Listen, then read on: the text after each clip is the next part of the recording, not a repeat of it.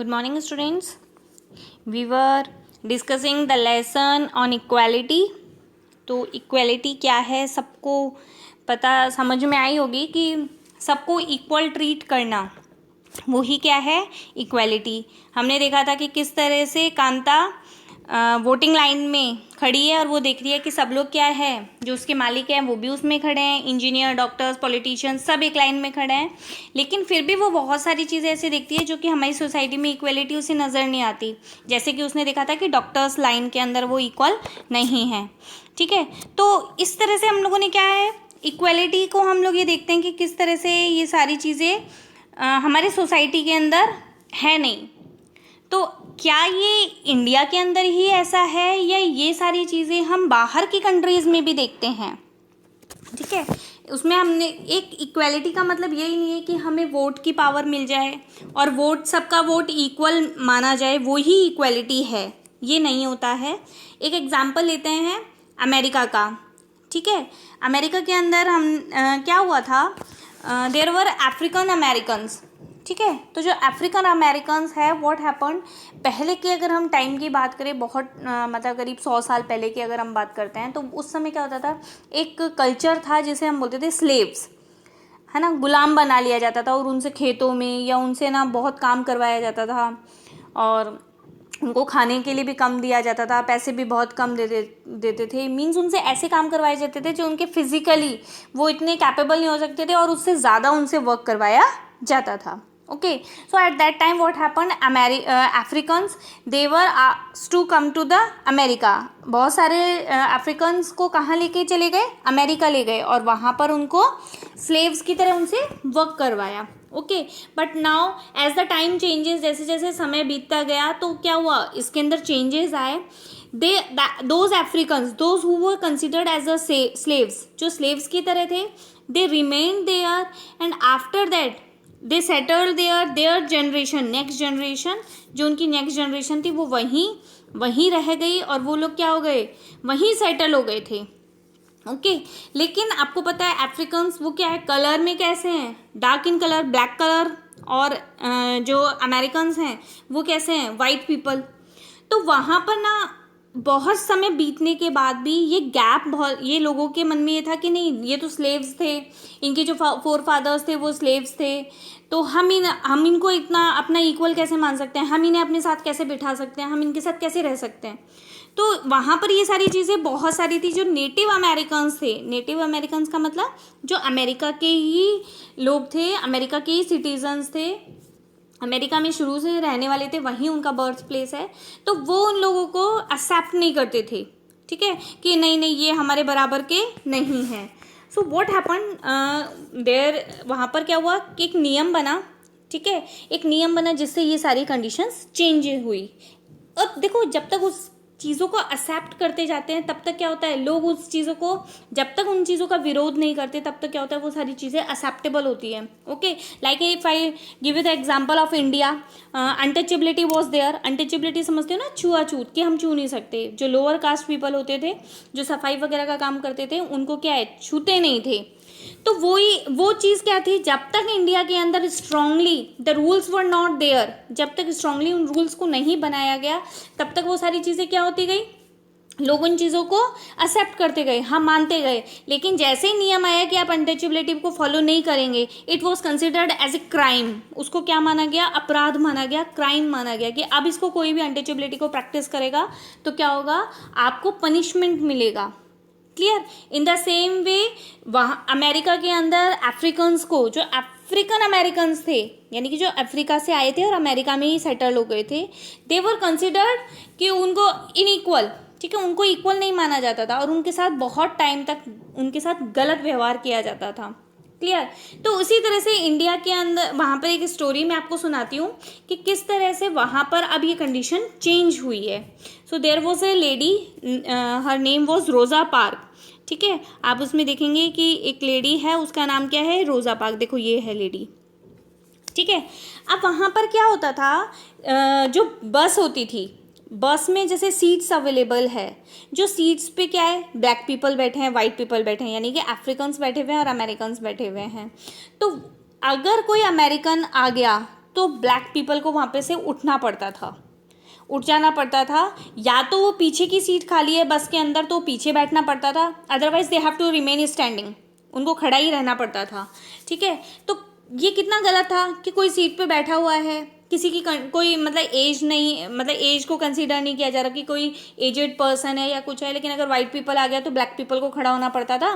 पीछे सीट है तो पीछे जा करके बैठे, नहीं तो फिर वो खड़ा ही रहता था। Clear, this was the condition there. तो ये कितना गलत था। अब इस रोज़ा पार्क ने क्या किया, one day she was going, it was the day of 1 दिसंबर 1955। ये कब की बात बता रही हूँ मैं आपको, 1 दिसंबर 1955 की बात है। शी वॉज वेरी टायर्ड, बहुत ज़्यादा थकी हुई थी, अपने काम से लौटी हुई थी, and she was sitting in the bus, bus में बैठी हुई थी। देन अब white people came, white people आया and he asked her to get up from that seat, उसको बोला कि आप इस सीट से खड़े हो जाओ, एंड शी रिफ्यूज्ड। आप सोचो, जहाँ पे इतना उनके साथ गलत होता था और उसने क्या किया, उसने रिफ्यूज़ कर दिया, मना कर दिया कि नहीं मैं नहीं उठूंगी। एंड शी जस्ट सेड कि मतलब उसने बोला कि व्हाट इज़ दिस, कि अगर हम मतलब आप आए हैं तो हमको खड़ा होना पड़ जाए, व्हाट वाई, क्यों, मैं इंसान नहीं हूँ, मैं नहीं थक सकती, and why I have to go and sit at the back, if the seat is available there you just go and sit at the back. ठीक है, तो इसमें ये सब क्या हुआ, उसने एकदम मना कर दिया और बहुत बड़ा ये एक क्या हुआ, मूवमेंट शुरू हो गया। अब आप सोचो कि वो अफ्रीकन अमेरिकन जो थे वो कितना परेशान हो गए इस सब चीज़ों से, जहाँ पे हर चीज़ में उनके साथ इनइक्वालिटी फेस की रहे थे।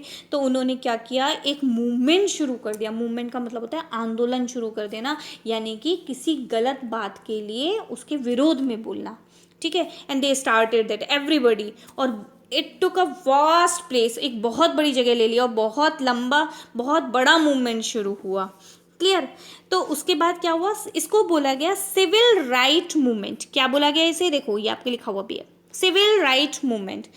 सिविल का मतलब सिटीजन्स, सिटीजन्स यानी जहाँ पे आप उस जिस देश के हैं, राइट यानी आपके अधिकार, आपको जो मिलने चाहिए, जो सही बात हो। मूवमेंट यानी कि वो मूवमेंट शुरू हुआ जिसके अंदर ये कहा गया कि हमें अब यहाँ पे क्या, हमारे जो फोर फादर्स थे वो यहीं आप जब उनको लेकर के आए थे और अब हम जब यहीं रहते हैं तो हमें भी वो अधिकार मिलने चाहिए, we should also get those rights. ठीक है, तो एक एक्ट पास हुआ था जिसे बोला गया सिविल राइट एक्ट। क्या पास हुआ था, सिविल राइट एक्ट, जो कि 1964 के अंदर पास हुआ था।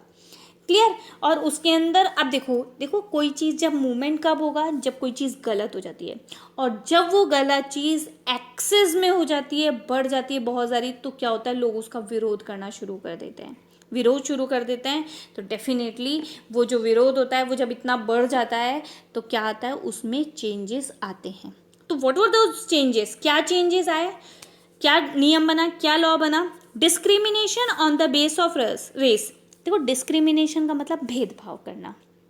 ठीक है, भेदभाव मतलब किसी को इक्वल मानना, किसी को नहीं मानना, किसी के साथ अच्छा व्यवहार करना, किसी के साथ गलत व्यवहार करना। तो डिस्क्रिमिनेशन करना, किसी को ज़्यादा फैसिलिटीज़ दे देना, किसी को कम देना। क्लियर, किसी को ज़्यादा वर्क दे देना, किसी को कम देना, ये सब डिस्क्रिमिनेशन है। तो discrimination on the basis of race, religion, nation, origin was prohibited. Prohibited का मतलब मना कर देना। ठीक है, तो क्या मना किया गया कि आप भेदभाव नहीं करोगे, किस किस बेसिस पे, रेस, रेस यानी कलर। ठीक है, आप कैसे लगते हो, कैसे दिखते हो, इसमें ये किसी ह्यूमन बीइंग का थोड़ी ना खुद का कोई रोल होता है कि वो खुद कैसा दिखता है। Clear, it's a natural thing, nature के ऊपर है वो। तो रेस के बेसिस पे कोई डिस्क्रिमिनेशन नहीं होगा। रिलीजन, ठीक है, आपने वो वाली पिक्चर देखी होगी ना आमिर खान वाली, कि वो गॉड ने ठप्पा लगा के कहाँ भेजा। ठीक है, और उस पीके पिक्चर मूवी थी, है ना, तो उसमें गॉड ने ठप्पा कहीं नहीं लगा के भेजा, गॉड ने तो सबको इक्वल बनाया है, तो हमको भी वो इक्वलिटी रखनी चाहिए। क्लियर, हम एक पर्सन की क्या गलती है कि उसने किसी पर्टिकुलर रिलीजन में उसका बर्थ हुआ है। क्लियर, तो उस बेसिस पे भी इसको डिस्क्रिमिनेशन नहीं करना चाहिए। नेशन, नेशन ऑल सिटीजन, पूरे उस नेशन के सब सिटीजन बराबर हैं। अगर किसी और सिटीजन किसी और देश से आया है तो उसके साथ भी गलत व्यवहार नहीं होना चाहिए, उसको भी इक्वल ट्रीट किया जाना चाहिए। ये नहीं होना चाहिए कि हमारे देश में कोई बाहर का व्यक्ति आया उसके साथ हम गलत कर रहे हैं, कि हमारे देश का तो नहीं है। ठीक है, ओरिजिन, ओरिजिन यानी बर्थ प्लेस। ठीक है, सपोज करो इंडिया की अगर हम बात करें, किसी का बर्थ केरल में हुआ है, और किसी का राजस्थान में हुआ है, तो क्या हम इन बेसिस पे डिस्क्रिमिनेशन कर सकते हैं? नहीं कर सकते, और ऐसा नहीं करना चाहिए। क्लियर? तो उस समय क्या होता था अमेरिका के अंदर, जो स्कूल था वहाँ पे नियम था, क्योंकि अफ्रीकन्स जो थे वो गरीब थे, दे वर पुअर पीपल, ठीक है। So they were the children of those Africans, they use to go to the government school, वो गवर्नमेंट स्कूल के अंदर जाते थे। और जो अमेरिकन के जो बच्चे थे वो कहाँ जाते थे? प्राइवेट स्कूल के अंदर जाते थे। तो after this law, after this act, civil right act of 1964, this things was also removed, इन सब चीज़ों को भी हटाया गया। And the children of African Americans, they were also given the right to join the private school. उनको भी ये अधिकार दिया गया कि वो कहाँ जाकर के पढ़ाई कर सकते हैं, वो भी क्या कर सकते हैं? पढ़ाई कर सकते हैं। किसके बेसिस पर? दूसरे प्राइवेट स्कूल के अंदर जाकर के। तो यहाँ पे रिच, पुअर, ठीक है, और क्या रेस, रिलीजन, नेशन, ओरिजिन, इन सब के बेसिस पे इन सब चीज़ों को क्या किया गया? सबको इक्वल कंसिडर किया गया। क्लियर? जो नेक्स्ट वीडियो होगा उसके अंदर हम मिड डे मील के बारे में पढ़ेंगे। Clear? So students, listen to my video at least 2-3 times. आप इसको फ़ोन को उल्टा रखो और इस वीडियो को कम से कम 2 से 3 बार सुनो, सारी चीज़ों को, ठीक है। And then after this I will be providing you the question answers, so write them in the notebook and learn them. I hope this chapter is clear to you. If you have any query, you can ask me on my WhatsApp number.